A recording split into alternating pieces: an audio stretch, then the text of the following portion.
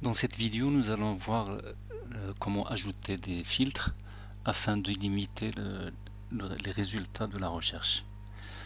Nous allons commencer par ajouter tout d'abord ici une zone de texte qui va permettre d'indiquer un mot-clé qui apparaît sur la désignation. Ensuite, on va permettre à l'utilisateur de sélectionner une catégorie et à la fin ajouter par exemple ici des prix, une fourchette de prix afin de limiter la recherche à un minimum et un maximum au niveau du prix. Donc voyons voir l'exécution, donc le fonctionnement de notre application. Donc je peux mettre ici un mot-clé, par exemple femme, ce qui va me permettre d'afficher tous les articles sur lesquels le mot femme apparaît au niveau de la désignation. Alors même chose si je mets homme, j'aurai uniquement les articles sur lesquels j'ai le mot homme au niveau de la désignation des articles. De la même manière, je peux sélectionner ici une catégorie. Donc si je mets cartable, je n'aurai aucun résultat puisque le mot homme n'apparaît sur aucun cartable. Donc le résultat sera donc une liste vide. Donc je vais enlever homme ici et cliquer sur filtrer. Donc vous voyez que tous les cartables apparaissent. Si je mets 0,3, donc nous avons un seul cartable sur lequel apparaît la valeur 0,3. Alors de la même manière, j'ai la possibilité de mettre ici un prix minimum. Donc mettons par exemple 600 dirhams. Et également un prix maximum. Donc je mets 650. J'aurai uniquement les deux articles à 600 et à 650. Donc voilà globalement le fonctionnement de la page de recherche. Alors nous allons développer tout ça progressivement et nous allons commencer par la première recherche, le premier filtre. Alors au niveau du premier filtre, comme on a vu, nous allons ajouter une zone de texte. Donc au niveau de notre page qui affiche la liste des articles, c'est-à-dire la page index, nous avons ajouté ici un formulaire avec ici une zone de texte qu'on a liée à une propriété du modèle, une propriété qui s'appelle DES, désignation. Et bien sûr un bouton filtré de type Submit. Alors le reste, ça n'a pas changé par rapport aux vidéos précédentes. Nous avons toujours la liste des articles qui est affichée à l'aide d'une boucle. Alors ensuite, au niveau du modèle, au niveau du code lié à la page, nous avons ajouté ici la propriété DES de type string, donc DES. Nous avons utilisé la notation bind property pour lier cette propriété à la zone de texte sur le formulaire, et pour que ça soit lié également au niveau de la requête HTTP GET, il faut ajouter ici supports GET égale true pour que le binding supporte la requête HTTP GET. Ce qui veut dire qu'on ne perdra pas la valeur de la désignation quand on clique sur le bouton filtrer.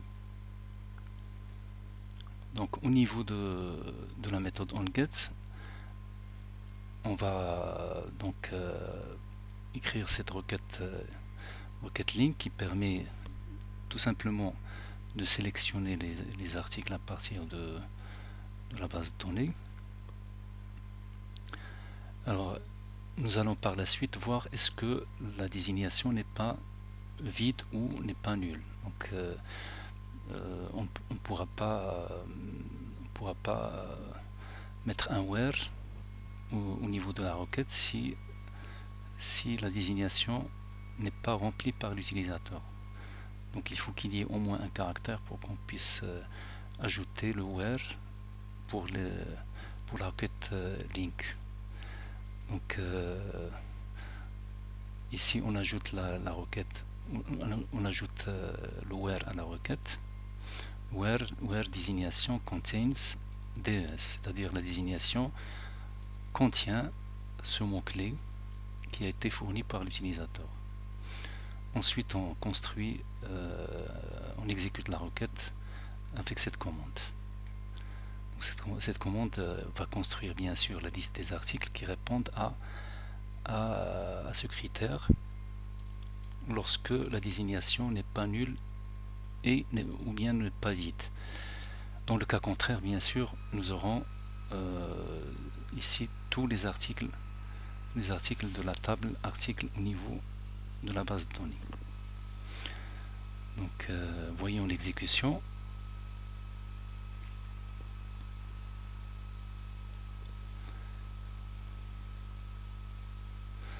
Donc sur la première page, on obtient tous les articles, puisque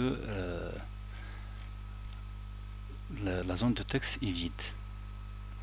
Donc si on ajoute, si on met ici une valeur, par exemple 6 CM, on obtient un seul article qui répond à ce critère de recherche. Donc si on met homme, on aura plusieurs articles, femme également. Bien, donc ça c'est la première partie, le premier filtre qui utilise un mot-clé, donc un mot-clé au niveau d'une zone de texte. Alors voyons maintenant le deuxième filtre. Donc je vais ouvrir la deuxième solution.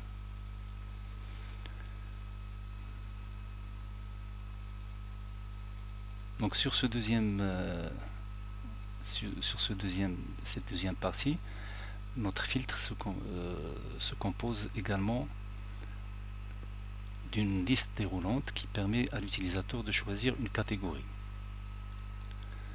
Donc on remarque ici que en plus du mot-clé correspondant à la désignation, nous avons ajouté ici une liste déroulante qui affiche la liste des catégories, et en plus il y a une option supplémentaire qui permet à l'utilisateur d'afficher toutes les catégories. Donc il a la possibilité de choisir cette option qui a comme valeur 0. Alors vous remarquez que cette liste est liée à une propriété qui s'appelle cat, et les éléments de la liste proviennent de la propriété catégorie du modèle. Donc voyons maintenant le code. Donc au niveau du code, on a toujours la propriété DES qui correspond au mot-clé de la désignation. Ensuite nous avons la propriété cat, donc ça correspond au code de la catégorie qui a été sélectionné par l'utilisateur. Nous avons également ici supports get pour que cette propriété soit également liée à la requête HTTP GET. Alors ensuite nous avons une liste déroulante pour les catégories, donc ça va nous permettre de transmettre la liste des catégories à la vue pour pour qu'on puisse l'afficher. Ensuite, nous avons bien sûr la liste des articles. Au niveau de la méthode onGet, on commence par récupérer la liste des catégories. Donc la liste des catégories, on va l'utiliser pour construire cette liste déroulante, cette select list. Donc select list prend ici 3 paramètres. Le premier correspond à la liste des catégories. Ensuite, vous avez ici ce qu'on appelle le champ utilisé pour la valeur, c'est le code de la catégorie, et le champ qui est utilisé pour le texte. Donc le texte, c'est ce qui apparaît au niveau de la liste. Le code ou bien l'idée de la catégorie, c'est la valeur qui va être transmise quand on sélectionne un élément de la liste. Alors nous avons toujours la même requête link, donc from m in context.article select m. On va lui ajouter ici deux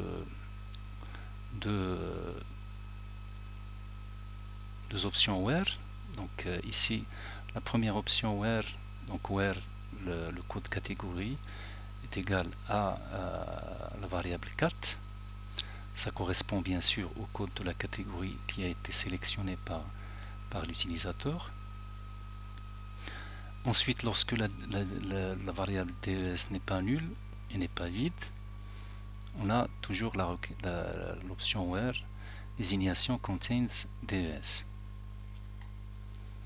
Voilà, c'est tout ce qu'on a au niveau du code. Donc on va lancer l'exécution pour voir.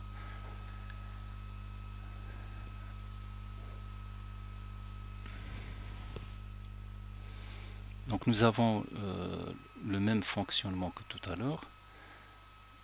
On y a ajouté seulement donc, ici une zone de liste déroulante pour sélectionner la catégorie. Donc on a par défaut tout, ce qui nous permet d'afficher tous les articles de la base de données. Évidemment, si on sélectionne Babouche, on va pouvoir afficher uniquement les articles de catégorie Babouche. Alors nous allons pouvoir croiser les filtres. Donc si on met ici homme, ça nous permettra d'afficher uniquement les babouches là où la désignation porte le mot-clé homme. Alors même chose pour femme.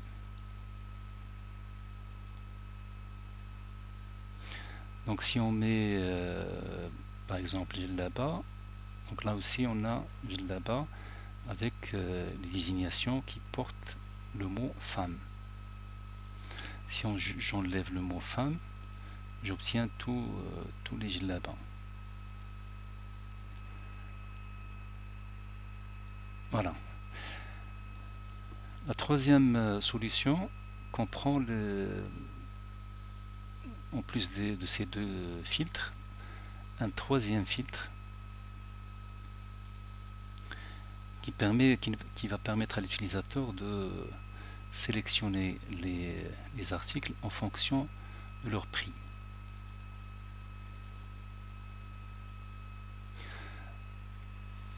Donc là, à ce niveau, nous avons ajouté au niveau toujours du formulaire, donc en plus de la désignation et de la catégorie, nous avons utilisé ici deux zones de texte pour que l'utilisateur puisse indiquer le prix minimum et le prix maximum. Donc le premier est lié à la propriété Pmin et le deuxième est lié à la propriété Pmax. Donc vous voyez au niveau du code du modèle, alors nous avons ici ajouté la propriété pmin, donc de type float, et la propriété pmax également du type float. Donc au niveau du code de la méthode onGet, nous avons ici modifié la première requête.